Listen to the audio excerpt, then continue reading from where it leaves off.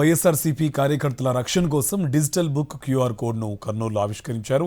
మాజీ MLA S V Mohan Reddy, TDP నేతలు, పోలీసులు వేధింపులతో ఇబ్బందులు పడుతున్న వారి వివరాలను డిజిటల్ బుక్లో నమోదు చేయాలన్నారు.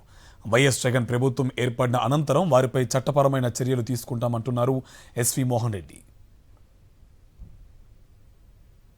ఈరోజు వైఎస్ఆర్ కాంగ్రెస్ పార్టీ కార్యకర్తల రక్షణ కోసం కార్యకర్తలు ఎవరైనా సరే ఇబ్బంది పడుతుంటే పోలీసులతో కానీ తెలుగుదేశం వాళ్ళ వేధింపులు కానీ ఉంటే వాళ్ళందరూ కూడా ఈ క్యూఆర్ కోడ్లో పేరు, దానికి సంబంధించినటువంటి ఇబ్బందులు దాంట్లో చేస్తే వెంటనే పార్టీ సెంట్రల్ ఆఫీస్ పోతుంది.